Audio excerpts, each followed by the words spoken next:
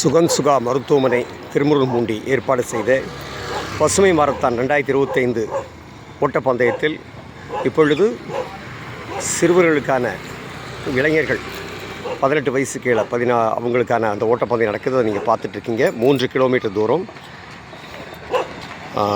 அற்புதமாக ஓடுறாங்க. நல்ல பங்களிப்பு. இதன் மூலமாக சொல்ல வருகின்ற செய்தி என்ன என்றால், சுற்றுச்சூழலை எல்லோரும் பராமரிக்கணும். குப்பைகளை அனாவசியமாக சாலையில் எரியக்கூடாது. வீட்டிலேருந்து எவ்வளோ தூரம் கழிவுப் பொருட்களை நம்ம வெளியேற்றுறோமோ அவ்வளோ தூரம் குறைச்சிக்கணும்.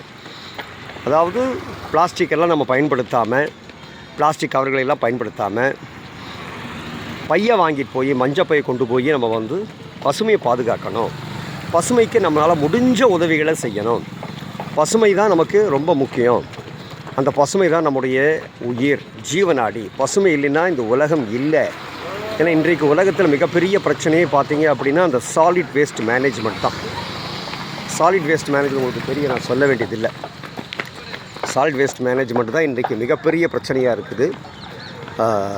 பார்த்திங்கன்னா இன்றைக்கு உலகம் முழுதுமே பெரும் பிரச்சனையாக இருக்கக்கூடியது சாலிட் வேஸ்ட் மேனேஜ்மெண்ட் தான். குப்பைகள் தான்.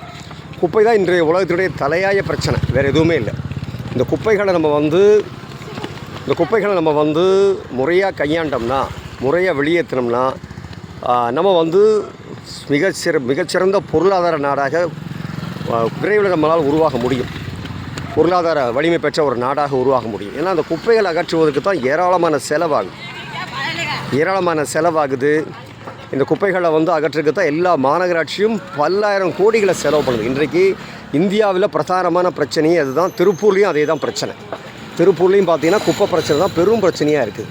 ஆக இந்த குப்பைகளை இனியாவது நம்ம தரம் பிரித்து எது பிளாஸ்டிக்கு, எது மக்கிற குப்பை, எது மக்காத குப்பைன்னு ஒவ்வொரு குடிமகனும், சாதாரண குடிமகனும் எல்லாருமே இன்றைக்கு அந்த தரம் பிரித்து அந்த மக்கிற குப்பையெல்லாம் தயவு செய்து உங்களுடைய ஊராட்சி அமைப்புகளுக்கோ உள்ளாட்சிக்கோ தராமல் தயவு செய்து நீங்கள் அதை நீங்கள் உங்கள் வீட்டிலையே அதை வெளியேற்றி மக்காத குப்பைகளில் பிளாஸ்டிக் எல்லாத்தையும் நீங்களே கடைகளுக்கு பிரித்து போட்டீங்க அப்படின்னா கிட்டத்தட்ட ஒரு 80-85% பிரச்சனை தீர்ந்துபடும்.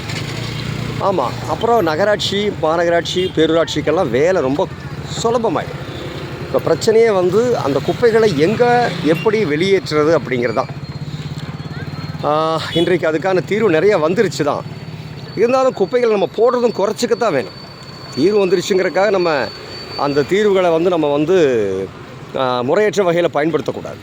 அதனால் தயவு செய்து இதை பார்க்கக்கூடிய, இந்த வீடியோவை பார்க்கக்கூடிய எல்லாரும் இன்றிலிருந்து ஒரு சபதம் எடுத்துக்கொள்ளுங்கள். என்ன அப்படின்னா, இதற்கு மேலே நாங்கள் எங்கள் வீட்டிலேருந்து ஒவ்வொரு நாளும் ஒவ்வொரு மாதமும் ஒரு டார்கெட் செட் பண்ணுங்கள். இந்த மாதம் எவ்வளோ குப்பை நம்ம வீட்டிலேருந்து வெளியேறிச்சு, அடுத்த மாதம் அதிலேருந்து 10% குறைப்போம், அப்புறம் 10, அப்படியே 10 ஒரு வருடத்தில் குப்பையே இல்லாத ஒரு வீடாக நீங்கள் உங்கள் வீட்டை மாற்றிட முடியும். இதுக்கு உதாரணம் வேறு எங்கேயும் நீங்கள் போக வேண்டாம். என் வீட்டை பாருங்கள். என் வீட்டிலேருந்து என்னோடய வீட்டிலேருந்து ஒரு துளி குப்பையை கூட வெளியில் ஏற்றுவதில்லை அப்படிங்கிறதா இங்கே விசேஷம். ஆமாம், மக்கற குப்பையெல்லாம் நான் தோட்டத்து செடி வளர்த்திட்ருக்கேன். சின்னதாக ஒரு கார்டன் வச்சுருக்கேன். அதுகளுக்கு போயிடுது. கழுவுற தண்ணீர்லாம் பார்த்திங்கன்னா நான் சோப்பு தூள் போட்டு கழுவுறது இல்லை, சீவக்காய் தூள் போட்டு தான் கழுவுறேன். அப்போது அதுவே இயற்கை தான். அந்த தண்ணி, அந்த கழிவு நீர், அத்தனை பாத்திரங்கள் அத்தனை கழிவு நீர் என்ன ஆகிடுது, அத்தனையும் செடிகளுக்கு உரமாக போயிடுது. மக்கற குப்பையெல்லாம் உரமாக போயிடுது. அப்போ 50% பிரச்சனை எனக்கு தீர்ந்தது. அப்புறம் மக்காத குப்பைகளை பிளாஸ்டிக்கை தனியாக பிரித்து அதை காசு பண்ணக்கூடிய பிளாஸ்டிக்கெல்லாம் பிளாஸ்டிக்காரனுக்கு போட்டுறேன். அப்புறம் அந்த பிளாஸ்டிக் கவர்கள் தான் பிரச்சனையாக இருக்குது. அதை மட்டும் என்ன பண்ணுவேன்னா தனியாக ஒரு பையை போட்டு கட்டி வச்சுருக்கேன்.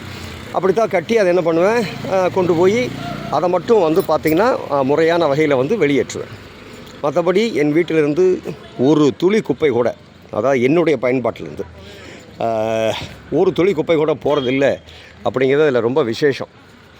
அப்போது இதுதான் ஆஸ் அ சிட்டிசன், ஒரு உண்மையான குடிமகனாக இந்த தேசத்துக்கு நான் செய்ய வேண்டிய மிகப்பெரிய கடமை நான் நினைக்கிறேன். ஏன்னா இன்றைக்கு அதுதான் பெரிய பிரச்சனையாக இருக்குது. குப்பைகளை கையாள்வது என்பது மிகப்பெரிய அழிவு சக்தியாக மாறிட்டு. அதனால் தயவு செய்து இந்த வீடியோவை பார்க்கக்கூடிய அன்பர்கள் அனைவரும் இந்த பசுமைன்னு வாயில் பேசுனா பத்தாது. பாருங்கள், சாலையோரத்தில் குப்பை எப்படி கிடக்கு பார்த்தீங்களா? இதுதான் பொறுப்பா? இதுதான் பொறுப்பா? பாருங்கள், நீங்களே பாருங்கள் எப்படி குப்பைகள் நம்ம போட்டிருக்கோன்னு பாருங்கள். உங்கள் வீட்டுக்குள்ளே நீங்கள் எப்படி குப்பை போடுவீங்களா? ஒரு கணம் யோசிங்க. உங்கள் வீடை மட்டும் சுத்தமாக இருந்தால் போதுமா? உங்கள் வீட்டுக்கு வெளியில் எப்படி அசுத்தமாக இருந்தாலும் பரவாயில்லையா?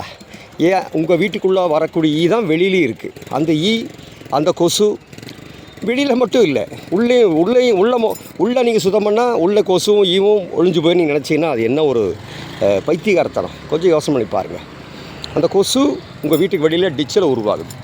அந்த டிச்சில் வரக்கூடிய சாக்கடை காரணம் யார்? நீங்கள் தானே, நம்ம தானே, நான் இல்லை. அதனால் தயவு செய்து குப்பைகள் போடாமல் இருப்பது உங்களுடைய கடமைகளில் பிரதானமான கடமைன்னு நீங்கள் வச்சுக்கிட்டால் மட்டும்தான் இனி இந்த தேசம் உருப்படும். இல்லைன்னா இந்த குப்பையே நம்முடைய சந்ததிகளை, நம்முடைய குழந்தைகளை, அவங்களுடைய வருங்காலத்தை பாதிச்சிடும். இது உங்களுக்கு ஒரு எச்சரிக்கை. பாருங்கள், எவ்வளோ குப்பைகளை எவ்வளோ சர்வசாதாரணமாக பாருங்கள். செருப்பு கிருப்பு எல்லாத்தையும், டப்பா கிப்பா, பிளாஸ்டிக்கு, சுவ்வு, வீட்டுக்குள்ளே பயன்படாத எல்லாம் தூக்கி ரோட்டில் போட்டால் அப்புறம் ரோடு நீங்கள் பயன்படுத்துகிற ரோடு தானே. அந்த ரோடு மட்டும் சுத்தமாக இல்லாமல் போச்சுன்னா அது அப்புறம் என்ன ஆகும்? அந்த குப்பையிலேருந்து வரக்கூடிய நோயெல்லாம் எங்கே போகும்? உங்கள் வீட்டுக்கு தானே வரும். நீங்கள் தானே பக்கத்துலேயே இருக்கீங்க. உங்களை ஏன் பாதிக்காதது? கொஞ்சம் யோசனை பண்ணுங்கள். கொஞ்சம் யோசிங்க. பாருங்கள் எப்படி சாலைகளில், எப்படி சாலை ஓரங்கள் எப்படி குப்பையை போட்டிருக்கோம் பாருங்கள். நீங்களே பாருங்கள். இதுதான் நம்முடைய கடமையா? இந்த குப்பையில் ஒரு குப்பையாவது காரணம் நம்ம தான் அப்படின்னா, சத்தியமாக நான் சொல்கிறேன், நம்ம ஆண்டவனை என்ன தான் போய் சாமியை போட்டு விழுந்து கும்பிட்டாலும் மன்னிச்சுக்குங்க, நிச்சயம் அது எந்த விதமான பலனையும் உங்களுக்கு தராது. இறை வழிபாட்டில் மிக முக்கியமானது சுத்தம்தான்.